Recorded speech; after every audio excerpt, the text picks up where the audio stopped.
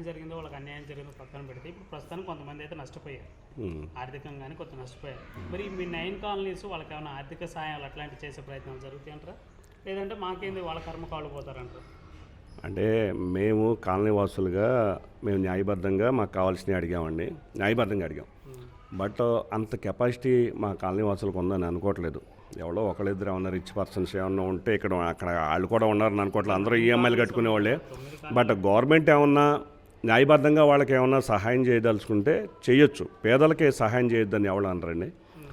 వాళ్ళు రియల్గా ఏమన్నా నష్టపోతే చట్టబద్ధంగా న్యాయబద్ధంగా ఇన్కేస్ ఏమన్నా మున్సిపల్ ఆఫీసర్లు కానీ వీళ్ళు ఏమో కానీ న్యాయబద్ధంగా సహాయం చేస్తే అది బాగుంటుందని అనుకుంటున్నాను నేను. వాళ్ళు నష్టపరిహారం ఏమన్నా ఇవ్వాలంటే వాళ్ళు ఇవ్వగలరు, కానీ మేము ఇచ్చినా కానీ చిన్న చితక ఇచ్చినా కానీ వాళ్ళకి సరిపోకపోవచ్చు. మేము ఇచ్చింది మళ్ళీ లంచం ఇచ్చినట్టు అవుద్ది, ఇట్లాగ మేము అనఫిషియల్గా ఇవ్వకూడదు కూడా. ఆర్థిక సహాయం అనేది లంచం ఎందుకు అవుతుంది? అధికారులకు ఇస్తే లంచం అవుతుంది.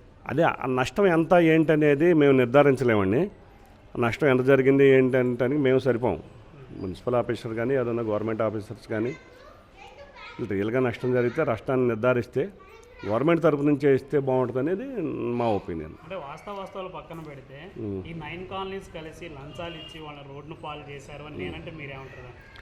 అది పూర్తిగా అవాస్తవం అండి. అది అసలు లంచాలు ఇవ్వాలనే ఆలోచన కానీ ఆ డిస్కషన్ కానీ అది మా దగ్గర ఎప్పుడూ రాలేదు, మేము ఎవ్వరికి ఆఫర్ చేయలేదు. ఇప్పుడు రాజకీయ నాయకులు ఒత్తిళ్ళు, వాళ్ళు ఓటు బ్యాంక్ అని వాళ్ళకి సపోర్ట్ చేసిన రాజకీయ నాయకులే కానీ మాకు సపోర్ట్ చేసిన రాజకీయ నాయకులు ఎవరో లేరండి. మేము మినిమం ఎక్కడన్నా ఏ ఆఫీసర్ దగ్గర ఈ ప్రయత్నం చేస్తే ఆ పాయింట్ ఒక్కదాంతో అసలు మమ్మల్ని ఎక్కడికి రాకుండా చేసేవాళ్ళు. ఎందుకంటే వాళ్ళ ఓటు బ్యాంక్ అని రాజకీయ నాయకులు వాళ్ళకే సపోర్ట్ చేశారండి. చెయ్యొచ్చు, మేబీ తప్పేమీ లేదు. సరే, ఇప్పుడు మీకు న్యాయం జరిగిందో వాళ్ళకి అన్యాయం జరిగిందో పక్కన పెడితే ఇప్పుడు ప్రస్తుతానికి కొంతమంది అయితే నష్టపోయారు, ఆర్థికంగానే కొంత నష్టపోయారు. మరి మీ 9 కాలనీస్ వాళ్ళకి ఏమైనా ఆర్థిక సహాయాలు అట్లాంటివి చేసే ప్రయత్నాలు జరుగుతాయి అంటారా, లేదంటే మాకేంది వాళ్ళ కర్మ కాళ్ళు పోతారంటారు?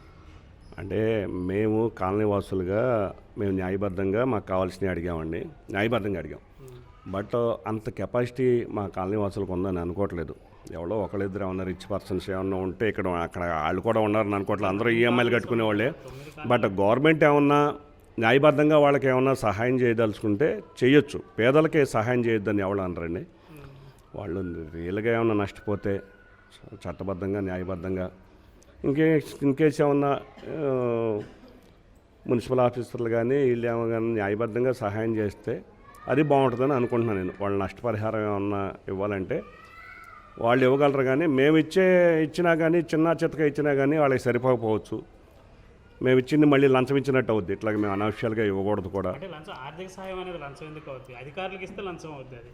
అదే ఆ నష్టం ఎంత ఏంటనేది మేము నిర్ధారించలేమండి. నష్టం ఎంత జరిగింది ఏంటంటే మేము సరిపోం.